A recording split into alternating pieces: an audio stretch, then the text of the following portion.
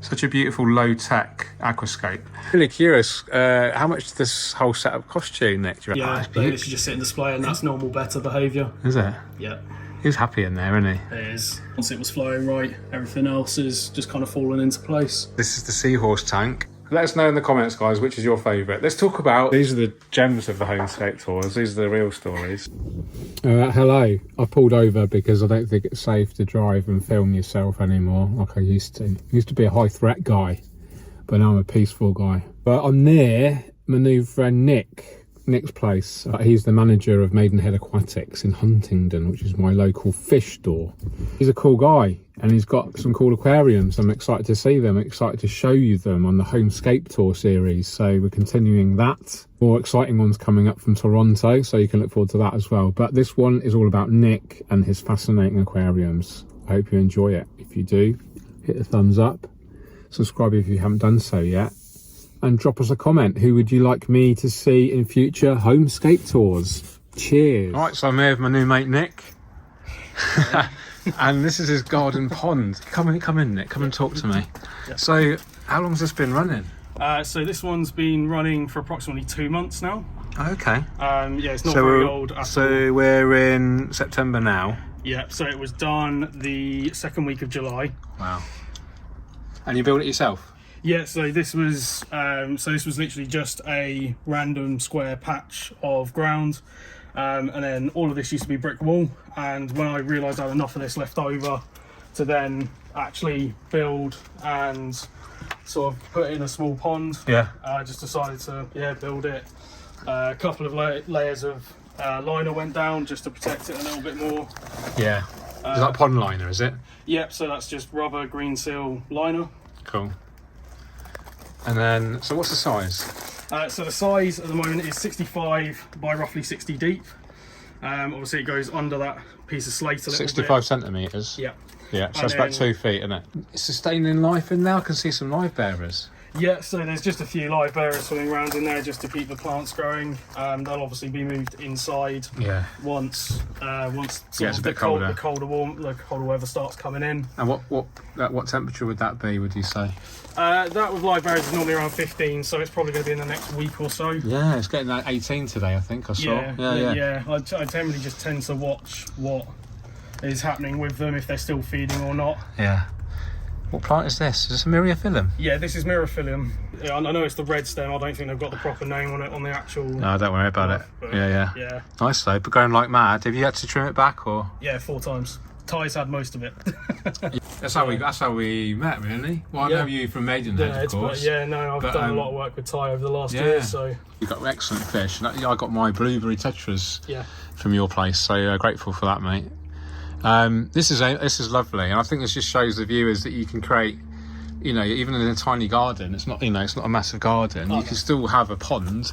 Bring that kind of fascination with the aquarium hobby outside a bit, can't you? Definitely.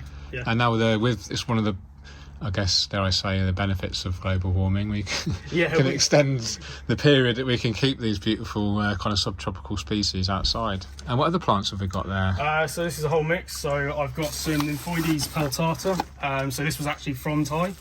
Okay. This was out of his pond. I've got some bits of frog bit out of my tank that I just chucked out here. There is Hotinia polstaris, which is growing. Oh yeah, that's the stem plant there. Yeah. I didn't realise that could go outside as well. Yeah, it's weird. Ty said that. I've only ever known it as a pond plant until I saw it growing at the back of aquarium gardens, and he had only ever known it as an aquarium plant. That's funny, isn't it? Yeah, I know the one.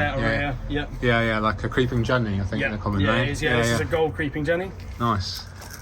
And then is this real slate? Yeah, that's real. That's just one single piece. It's beautiful, isn't it?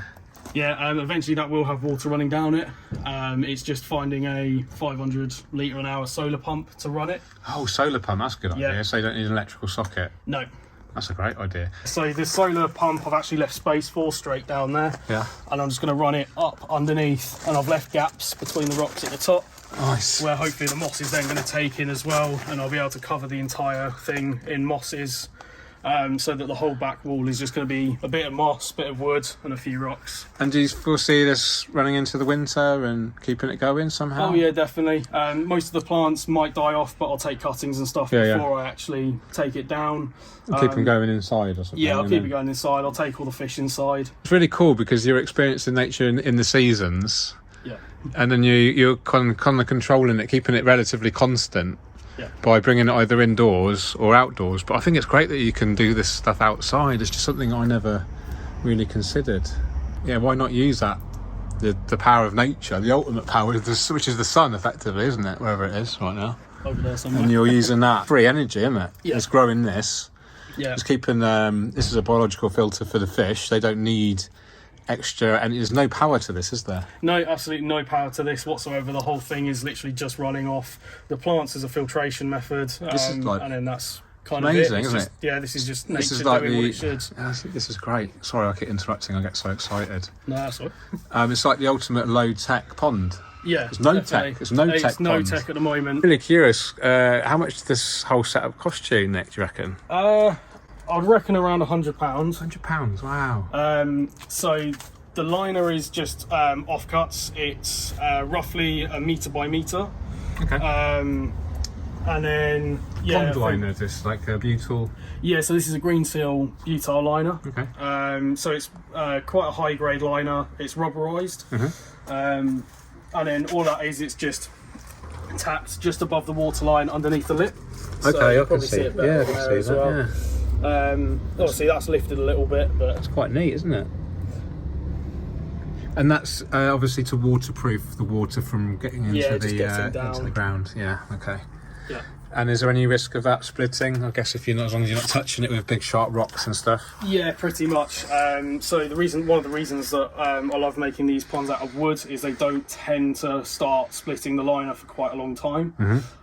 So that works a lot better than things like bricks and stones, where you can sometimes get a little bit of splitting down the liner. Okay. But this stuff lasts a lot longer than like a PVC liner.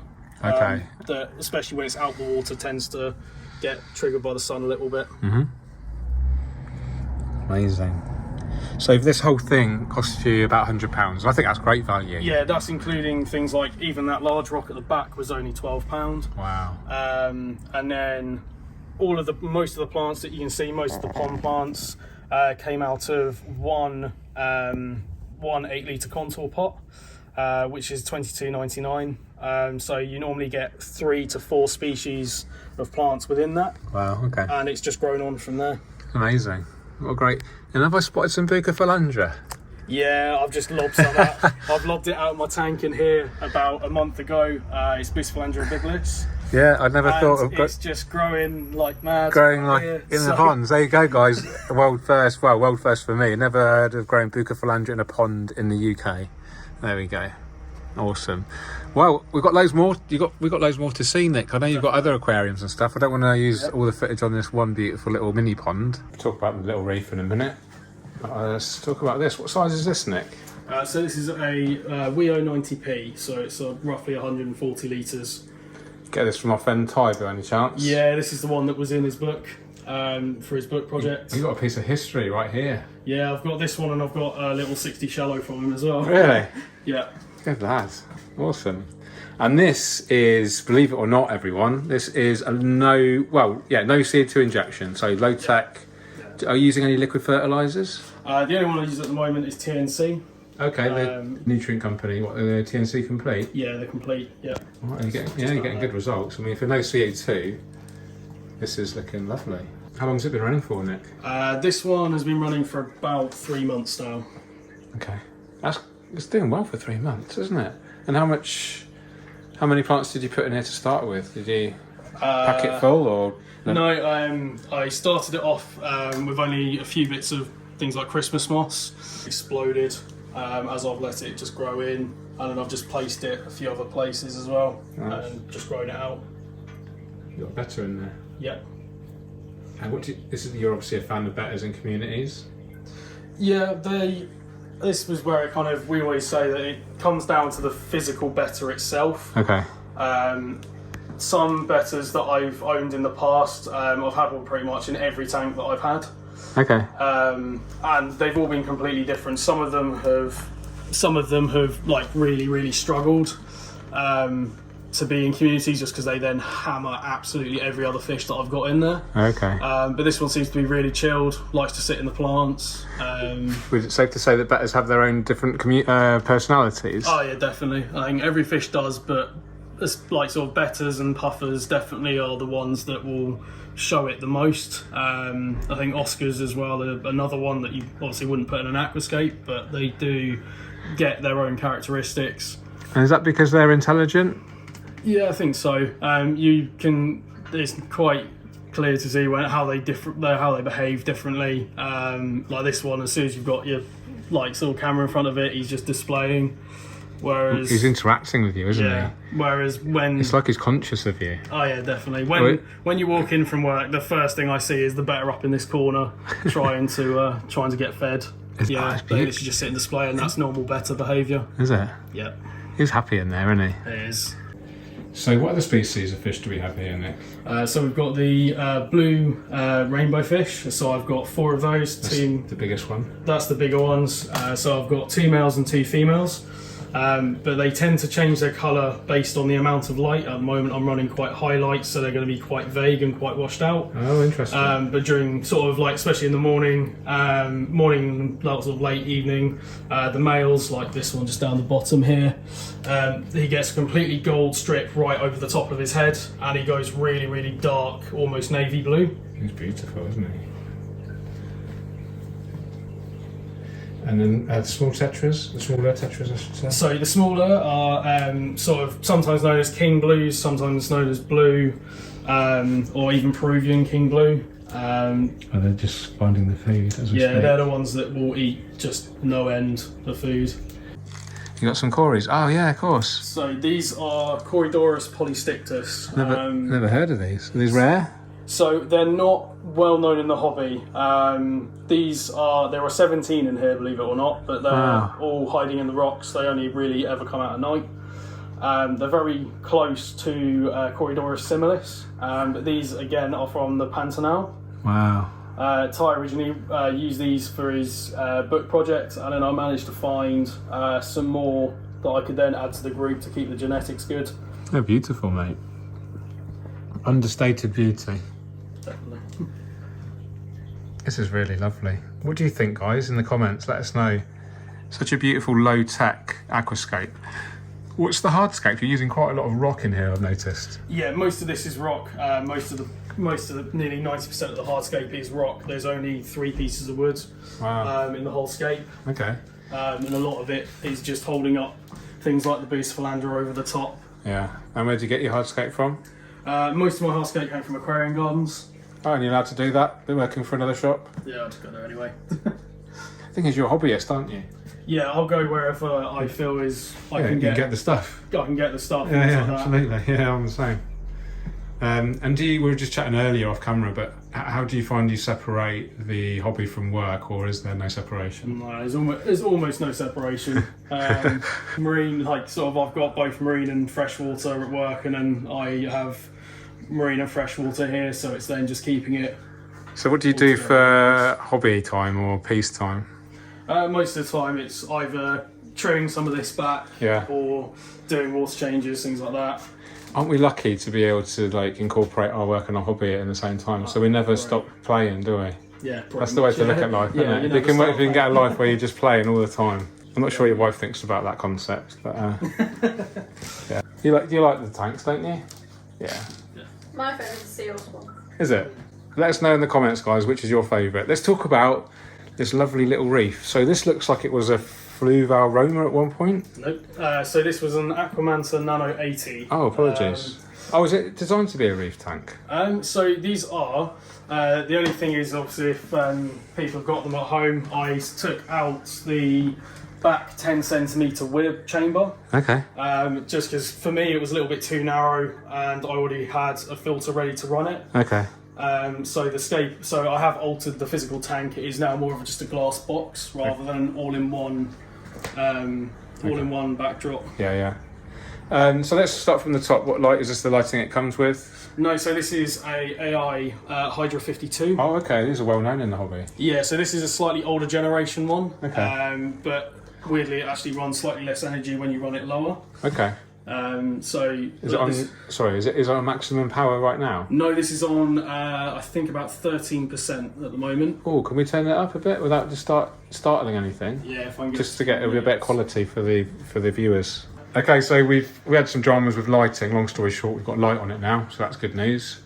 And Nick's going to talk us through some of the livestock. Let's start off with the fish. What are these tiny little cutie ones that are darting around here?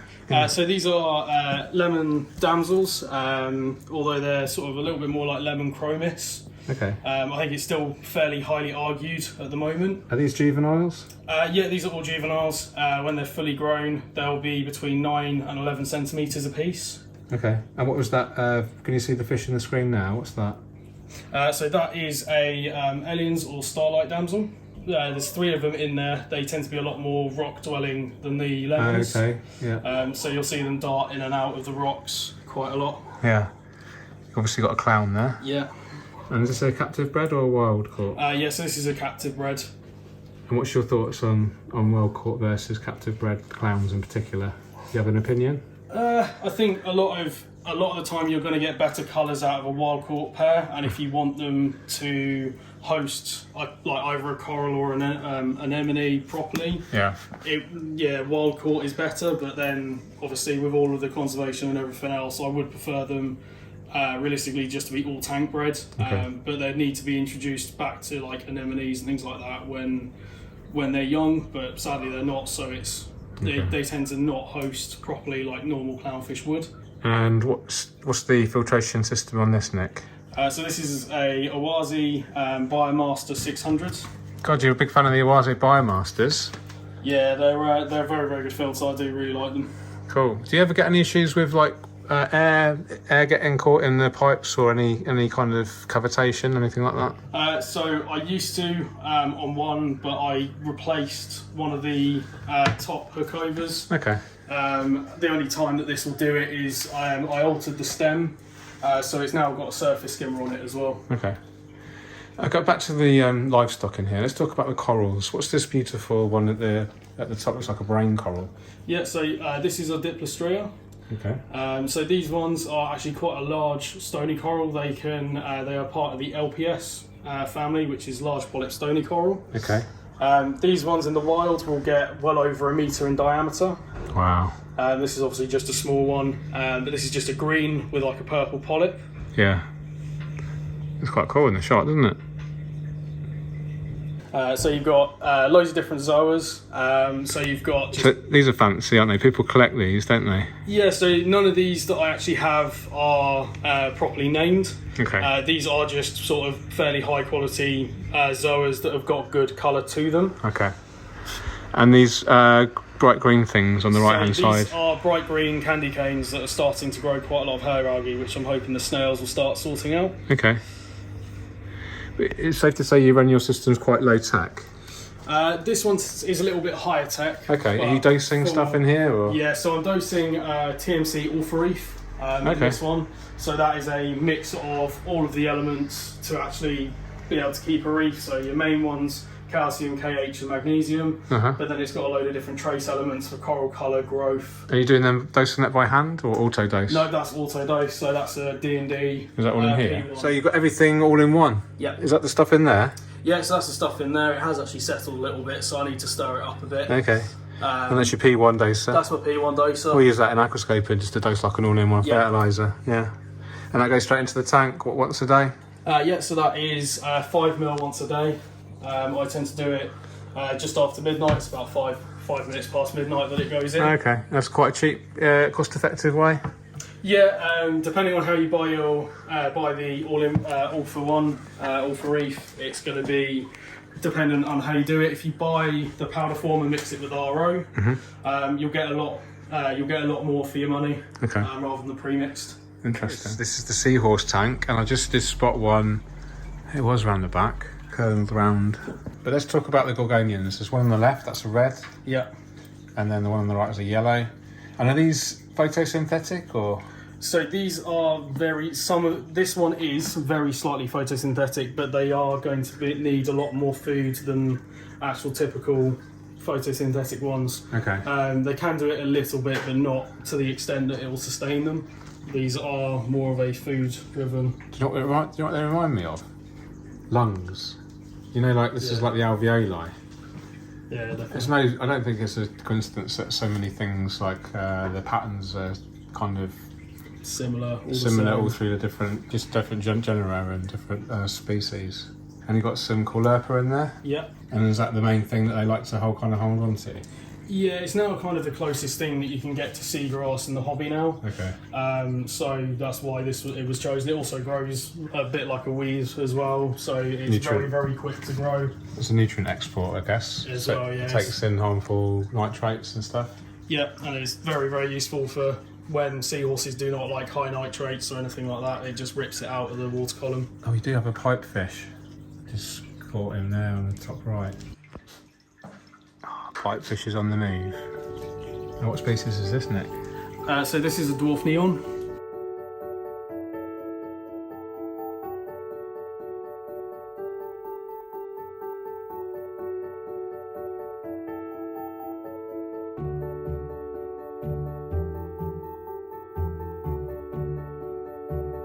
He's awesome. Is it a he? Do you know?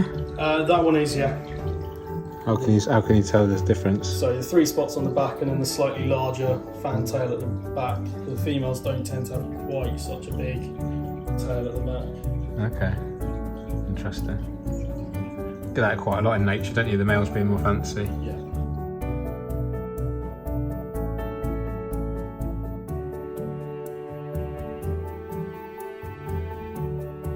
Are these Aptasia on the? Yeah, there's a handful that I need to actually get out. It's always an issue, isn't it, for a lot of reefs? Yeah. Well, especially in sort of more natural systems, I guess. Yeah, it becomes a lot harder to actually get rid of them. Yeah. And what is that a symptom of?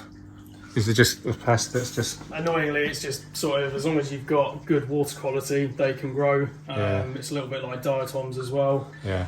If you bottom out on nutrients, you'll get like a brown dust covering Oh, I everything. just saw a clip of the marine betta there. Sorry to interrupt. Yeah. It's a beautiful little scape, though. I love the use of colour. And what's the rock? You've got different types of rock in there by the look of it. Yeah, so one of them is like a natural slate, which is one of the, I think it's the front right. Yeah. And then the rest of it is just sort of typical mountain rock. Okay. And then filtration, I just have to open the light again here, so you can see in the cabinet a touch. Yeah. It is an Oazi 250 Biomaster. Awesome. And that's all you need for filtration? So yeah, this is sort of with seahorses, they're kind of quite a challenge to try and get the tank set up right. They need a tank that's taller than it is wide or long. And you also need to not have the heater physically in the tank, otherwise they'll wrap themselves around it and burn themselves. Oh, nice. So when I was kind of looking, it was either something like one of these, or it's going to be a custom built with like a small sump. Yeah.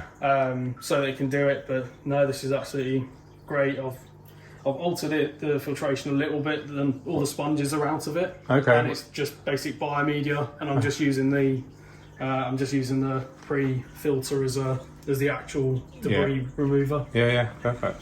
That's great to see them used on marine systems. First time I've seen that. Yeah. It's awesome. I love the way they've incorporated these displays into their homes. It's quite quirky. They've got this really cool on a balcony area up here. The planted aquarium lights up this area beautifully to give the seahorse some like real contrast against the wall. You've got the kind of real nice contrast with the seawater against the fresh water there. It's just moving a little bit. But they're both beautiful, but just beautiful in different ways, and they've got different kind of energies, I think. It's really interesting. It's really interesting to see them side by side, to experience that contrast in real time. You don't really see that very often. And then you've got the beautiful seahorse display here. This could be the star of the show, I reckon. So, can you talk us through the concept, how it came about, Tell us the story behind this. One of the people that I watch quite a lot on YouTube is called Serpa Design. I've always wanted to do a kind of running water display. And then, yeah, when I saw the literally just glass vase that was being sold off at the garden centre, I decided to buy it, and then, yeah, just slowly built a few bits up, managed to get it to run water through it, and took a while to get the water flowing right, but once it was flowing right, everything else is just kind of fallen into place. It's amazing.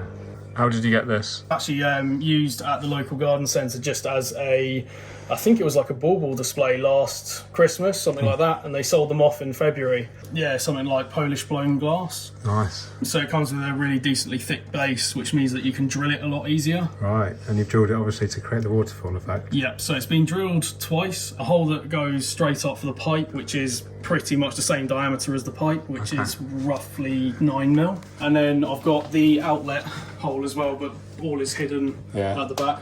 So you can't see any, it's just like a really lovely... And is this the pump's running 24/7, I guess? Yeah. What about let's talk about the lights on here actually. I know we're kind of chopping and changing, but that's how we roll here. This is a twin star. This is a 900S. Oh wow. And you've got no CO2. Yeah. It just shows if you've got enough plant mass and it's mature and you do the right maintenance, obviously. What sort of water changes are you doing on these? At the moment I do one every 2 weeks, roughly 10%. Really? So you are running like proper low-tech style?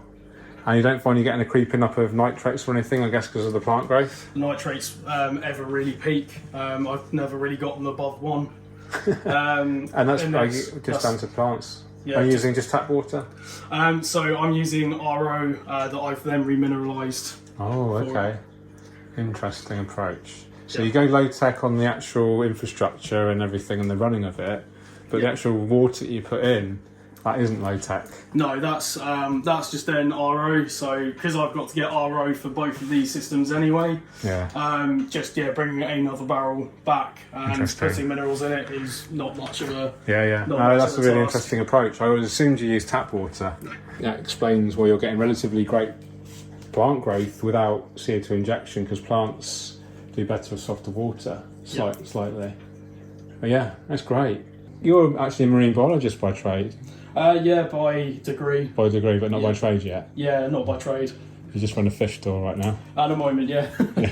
Is that the dream though, to do more marine biology as a career, or are you quite happy where you are? Yeah, I'd love to do marine biology. I'm just waiting for kind of the actual filer that I specialise in to actually kind of become a mainstream research for it. So I'm kind of waiting for that. Yeah, and so we've seen all these beautiful little setups and the little pond, but your actual passion is snails, is that right? Yeah, so things like marine malacology is my kind of area.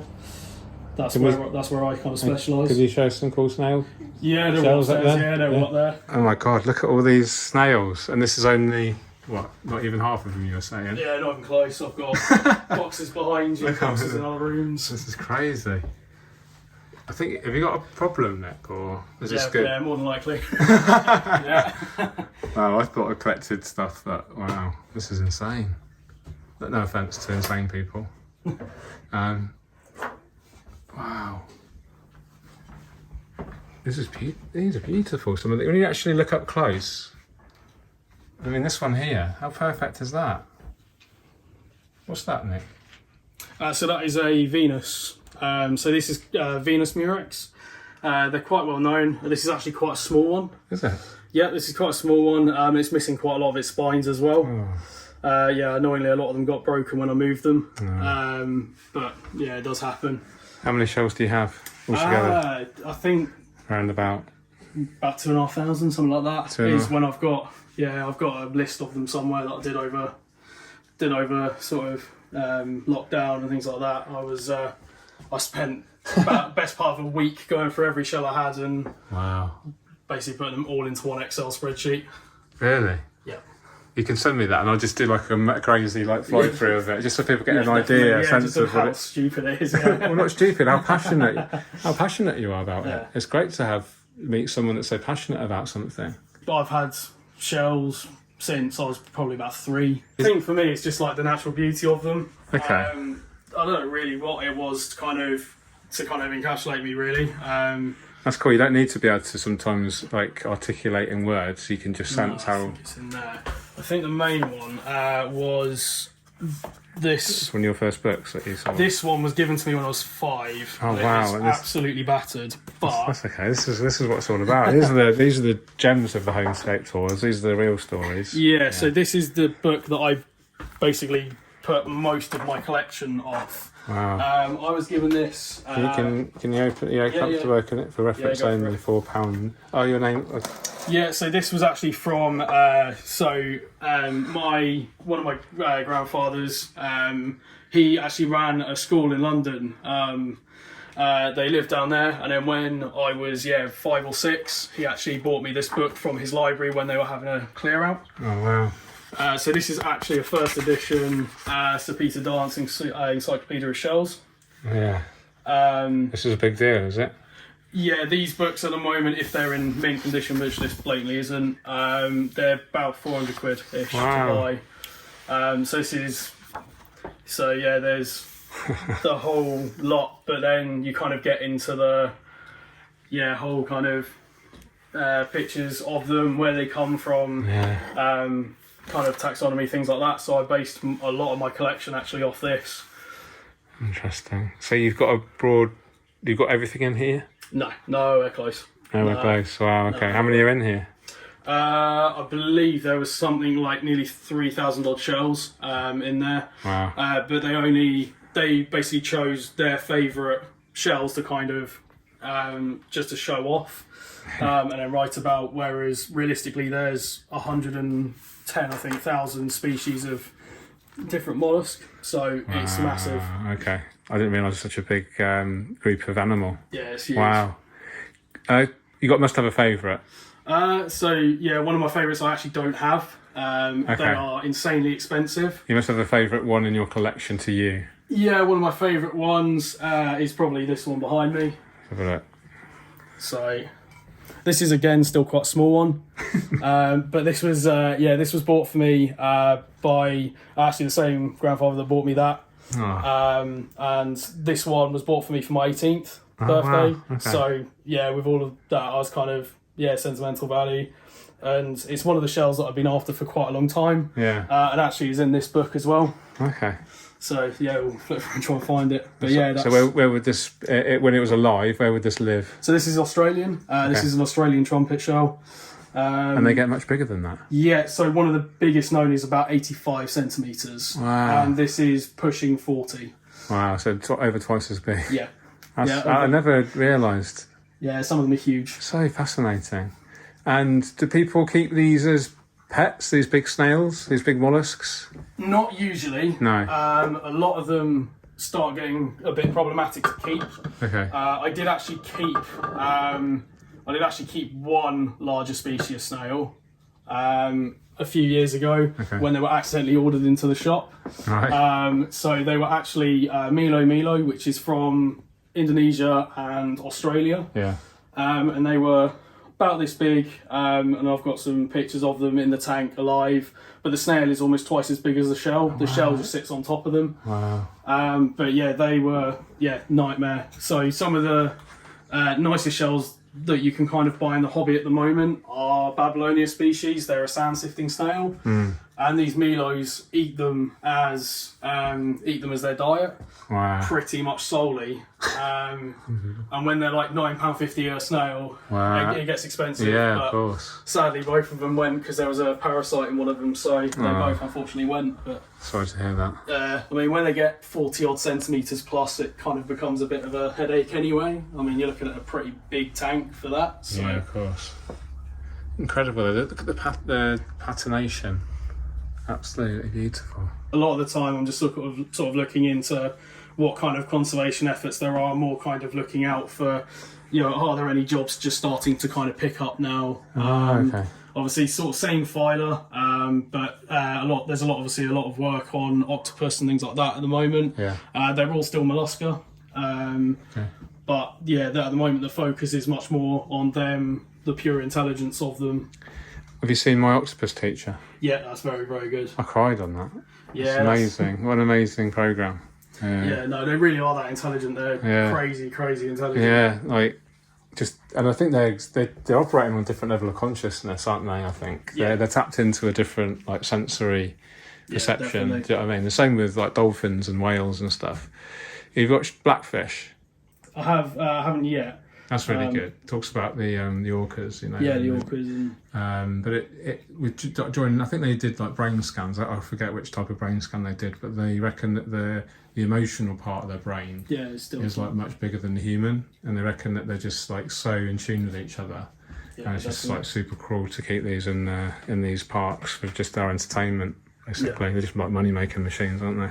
Yeah, definitely. Very sad. Anyway, I don't get too political in the show. No. But thank you for showing me that. I know we could spend hours literally here. Literally. Thanks, Nick. It's been awesome. It gives us an insight into your hobby, but not just your hobby, your passion. It's your work. It's like you live your work, don't you? Day to day. Day to day, Yeah. We're lucky to be in that position, aren't we? Definitely, yeah. So it's not everyone that can say that they work in the hobby. Yeah, so grateful for that, man. Okay, good. Right, cheerio, everyone. Hope you enjoyed it. Hit the thumbs up, all the good stuff. Subscribe, and share. Cheers, Nick.